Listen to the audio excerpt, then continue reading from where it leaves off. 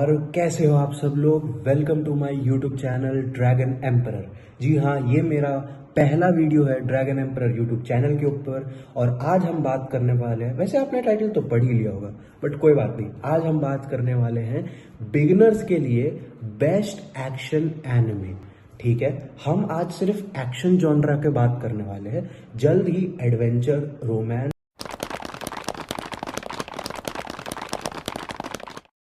ठीक है। और भाई आज ये मेरा पहला वीडियो, ये मेरे लिए बहुत स्पेशल है। मैंने इसके लिए काफ़ी ज़्यादा रिसर्च की है। Let's start. Okay, let's start with the first genre, that is action.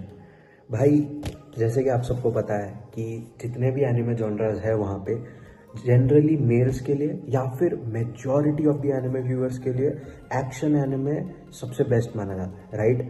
तो भाई स्टार्ट करते हैं एक्शन एनिमे जॉनरा के साथ। हमारा फर्स्ट एनिमे है, जी हाँ आपने इसका नाम सुना होगा, demon slayer. Demon slayer is the first anime in the list. भाई ये स्टोरी है तांजीरो के बारे में। Tanjiro Kamado who belongs to the, spoiler नहीं दूंगा किस फैमिली से वो बिलोंग करता है, वो आप खुद देख लेना। बट तांजीरो कमाडो के फैमिली में एक डीमन अटैक होता है, जिसके बाद वो डीमन से रिवेंज लेने की जर्नी के ऊपर उसकी पूरी एनिमे है। The small young kid, the young teenager turns into a revengeful as well as very calm and peaceful cute little boy। और इसकी पूरी की पूरी ट्रेनिंग आर्क है, इसकी पूरी की पूरी फाइटिंग आर्क है। आप पूरी के पूरे डीमन स्लेयर देख सकते हैं। डीमन स्लेयर में काफ़ी कुछ पोर्ट्रे किया गया है, जैसे कि ब्रदर सिस्टर लव या फिर हाईली ग्राफिकल वीडियोस, जिसको तुम कह सकते हो कि ऐसे एनिमेशन या ऐसे एनिमे जिसमें एनिमेशन की क्वालिटी नेक्स्ट लेवल है। जब भी डीमन स्लेयर का कोई भी नया सीजन आता है, एक एपिसोड तो होता ही है जो इंसानों को शक करवा देता है अपनी खुद की टेक्नोलॉजी पे। जी हाँ, इसकी एनिमेशन क्वालिटी नेक्स्ट लेवल है। जैसे कि आप स्क्रीन पे देख पा रहे होंगे, इस लेवल की एनिमेशन एक एनिमे से एक्सपेक्ट करना is just crazy. The second in the lineup is one punch man. जी हाँ, आपने ये एनिमे के बारे में कहीं ना कहीं तो सुना ही होगा, या फिर इसके मेन कैरेक्टर साइतामा के बारे में सुना होगा। Punch man is a story of a young man who turns himself into a average young man to a strong man. भाई इस बंदे ने बहुत ही crazy workout routine consistently follow किया और इसके पास गॉड लेवल पावर आ चुकी है। खैर एनीमे में इसकी कोई एक्सप्लेनेशन नहीं है कि इसके पास इस लेवल की power level normal training regiment से कैसे आती है, but we have to stick to the anime to learn more about it. जैसे कि आप स्क्रीन पे देख पा रहे होंगे, इसकी भी एनिमेशन नेक्स्ट लेवल है। And by next level I mean just supremely crazy मेरे भाइयों। One punch man is a must watch. Third up in the list is my hero academia. अब काफ़ी सारे बिगनर्स ने इसके बारे में नहीं सुना होगा।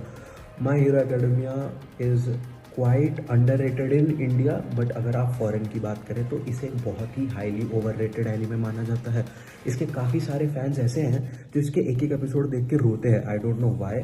खैर इसके एपिसोड्स काफ़ी emotional in terms of character development है, मतलब इसमें कोई इमोशनल चीज़ें नहीं होती, बस आप एक वीक कैरेक्टर को स्ट्रॉन्ग में कन्वर्ट होते देख के खुद इमोशनल हो जाते हैं कि वाह भाई क्या कैरेक्टर है। फॉरेन में इसे काफ़ी ज़्यादा ओवर हाइप्ड कहा जाता है, बट मुझे लगता है इंडिया में अब भी काफ़ी कम लोगों ने माई हीरो एकेडमिया देखा है। आपको श्योरली माई हीरो एकेडमिया देखनी चाहिए। ये एक एब्सोल्यूट डायबॉलिकल एनिमे है, बिलीव मी।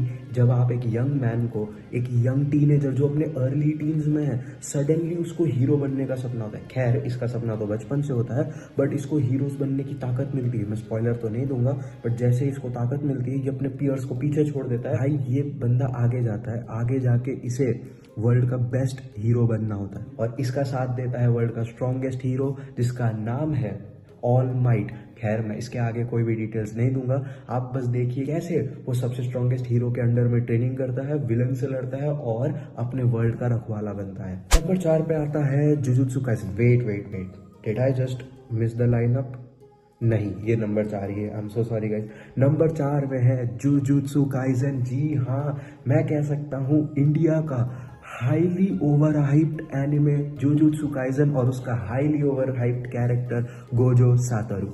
अब भाई अगर आप एनिमे देखने जा रहे हो और आपने जुजुत्सु काइसेन का नाम नहीं सुना है तो भाई आप क्या कर रहे हो, क्योंकि इंडिया में इसकी जो हाइप है वो शायद यहाँ पर है। शायद बिग 3 की भी इतनी हाइप नहीं थी इंडिया में जितनी आजकल के new gen anime viewers Jujutsu Kaisen की करते हैं। खैर जुजुत्सु काइसेन की बात करें तो ये एक कर्स सोसाइटी पे बेस्ड होती है, यानी कि एक ऐसे ग्रुप ऑफ पीपल होते हैं जो कर्स एनर्जी का इस्तेमाल करके विलन्स यानी कि मॉन्स्टर्स या फिर स्पेशल ग्रेड मॉन्स्टर्स को मारते हैं। On the other side curses होती है, कर्स या फिर कर्स्ड स्पिरिट्स होती है।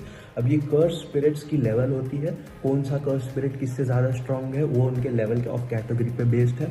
और ऑन दी अदर हैंड हमारे कर्स्ड फाइटर्स है जो भाई इनको पेलते हैं। इन शॉर्ट एनिमे का मेन कैरेक्टर है यूजी इतादोरी AKA सुकुना। खैर ये इंसान सुकुना तो नहीं है, बट इसके पास सुकुना की पावर्स आ जाती है। अब सुकुना कौन है? तो भैया जैसे कि आप सबको पता ही होगा गोजो सातारू इतना ओवर हाइप कैरेक्टर, वैसे ही सेकंड पे ओवर हाइप पे सुकुना है मेरे भाई। सुकुना जो है वो सारे cursed evil spirits, cursed demons का किंग माना जाता है इन टर्म्स ऑफ स्ट्रेंथ। मेरे भाई सुकुना सबसे स्ट्रॉन्गेस्ट ईवल है, बट आप कह रहे हो मेन कैरेक्टर ईवल बन गया। खैर ईवल तो नहीं बना, बट आपको आगे की सीरीज देखनी होगी ये देखने के लिए कि this is such a crazy anime.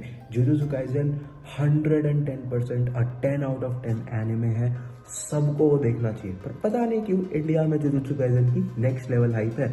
मुझे लगता है जुजुत्सु काइसेन जितनी हाइप और भी कई सारे एनिमे डिजर्व करते हैं, जैसे कि आप कह सकते हैं फेरी टेल या फिर आप कह सकते हैं 7 डेडली सिंस।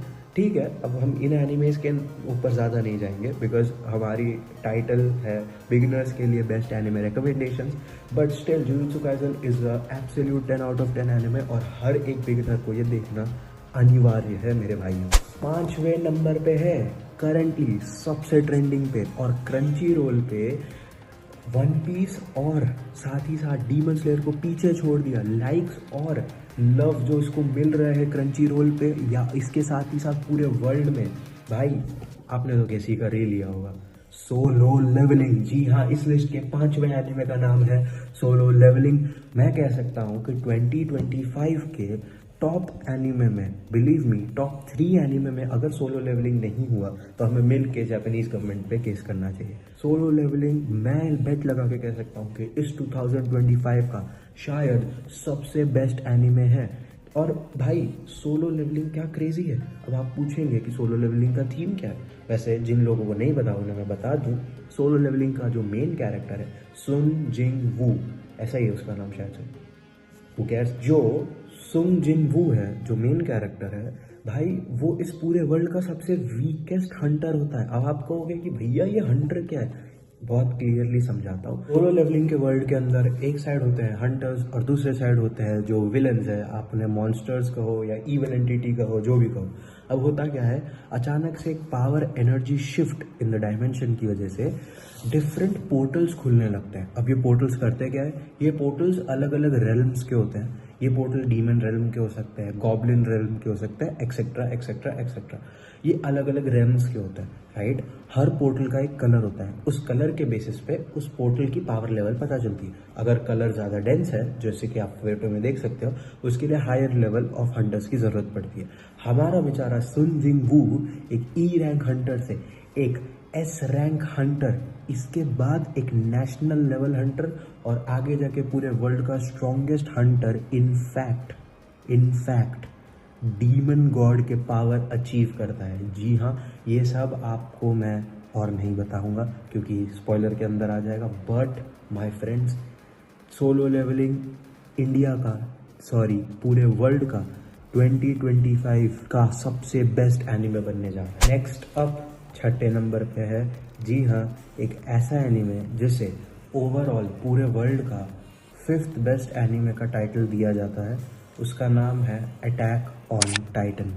मेरे भाइयों, अगर आपने अटैक ऑन टाइटन नहीं सुना है तो I don't know what you are doing, but जैसे कि पता है मुझे कि आप सब बिगनर्स हैं और मैं आपको हेल्प करने के लिए हूँ, तो भाई अटैक ऑन टाइटन एक मास्टरपीस है। जैसे कि मैंने पिछले वाले सेंटेंस में कहा था, सोलो लेवलिंग 2025 का बेस्ट एनिमे है, बट पूरे वर्ल्ड का ओवरऑल हिस्ट्री का बेस्ट एनिमे नहीं है और ना शायद हो सकता है। बट अटैक ऑन टाइटन इस लिस्ट में ऐसा एक एनिमे है जो इस पूरे वर्ल्ड के 5th रैंक पे आता है बेस्ट एनिमे में। जी हाँ, attack on Titan Eren Yeager के ऊपर स्टोरी है। एरन येगर इसमें एक मेन कैरेक्टर होता है। अटैक ऑन टाइटन उसकी स्टोरी है जिसमें उसकी रिवेंज और वेंजफुल नेचर टुवर्ड्स टाइटन्स के बारे में बताता है। अब टाइटन्स क्या है भाई, अब ये सब सीक्रेट्स आपको एनिमे में ही पता चलेगी, बट मैं एक ओवरऑल व्यू दे देता हूँ। जो अटैक ऑन टाइटन है वो एक ऐसे शहर पे बेस्ड है जिसके सराउंडिंग 3 वॉल्स हैं। अब आप पूछेंगे भाई वॉल्स क्यों है, तो भाई तीसरे वॉल के बाहर एक जंगल है या फिर एक वाइल्ड लाइफ है जहाँ पे टाइटन्स घूमते हैं। टाइटन्स कुछ ऐसे दिखते हैं जैसे कि आप फोटो में देख रहे हो। भाई ये टाइटन्स इंसान को जिंदा चबा जाते हैं, जिंदा निगल जाते हैं। इन टाइटन्स को लड़ने के लिए एक स्क्वाड बनाई जाती है। स्क्वाड या फिर आप स्काउट्स कह लो। ये जो आर्मी एक मिलिट्री टीम जैसी होती है शहर की, जो बेस्ट ऑफ द बेस्ट होती है। इन मिलिट्री टीम के 3 रेजिमेंट्स होते हैं जैसे कि आप फोटोज में देख सकते हो, पुम पुम पुम। और ये तीनों के 3 रेजिमेंट्स का रेस्पेक्टिव काम होता है। मैं इसके डिटेल नहीं बताऊंगा क्योंकि आप एनीमे में खुद एंजॉय कर। Okay, moving on. मेरा खुद का पर्सनल पहला एनीमे, जी हाँ, वो है none other than dragon ball.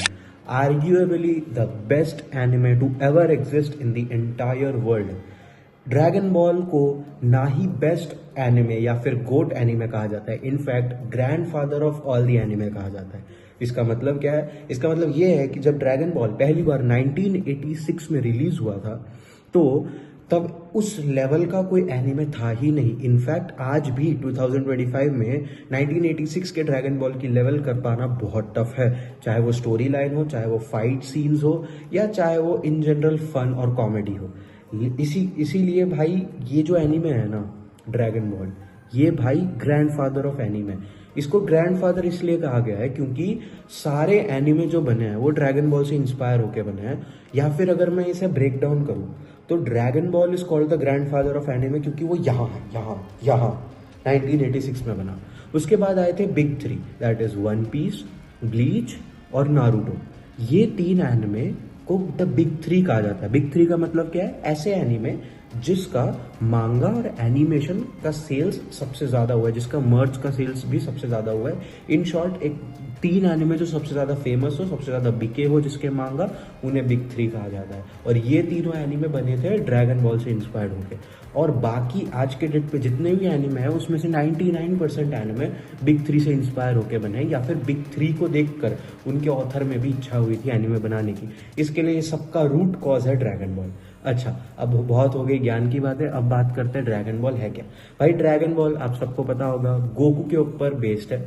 Goku एक सेयन वॉरियर है। सेयन मतलब एक एलियन स्पीशीज जो अर्थ पे आ गया था, बेचारा गोकू अकेला, और फिर उसकी पूरी लाइफ के ऊपर है कैसे वो ट्रेन करता है, कैसे वो अपने वर्ल्ड का स्ट्रॉन्गेस्ट बनता है, फिर वो अपनी गैलेक्सी का, धीरे धीरे अपने यूनिवर्स का, और आगे जाके कैसे वो एक मल्टीवर्स लेवल का स्ट्रॉन्ग बीस्ट बनता है, स्ट्रॉन्ग वॉरियर बनता है, और कैसे वो गॉड्स के पावर को अचीव करता है। इसके ऊपर है पूरी की पूरी ड्रैगन बॉल सीरीज। भाई इस पे मैं जो भी बोलूँ वो कम है, क्योंकि भाई ये एक ऐसा एनीमे है जिसे शायद मैं वर्ड्स में ना बोल पाऊँ, जिसे बाहर से देखने में तो बहुत सिंपल लगे, बट इसके अंदर एक ऐसी इमोशनल अटैचमेंट होती है ना, मुझे आज भी सबसे ज्यादा नॉस्टैल्जिया ड्रैगन बॉल का ही आता है। आई होप कि आपको मेरा वीडियो बहुत अच्छा लगा हो। अगर आपको मेरा वीडियो अच्छा लगा हो तो प्लीज मेरे वीडियो को लाइक कीजिए।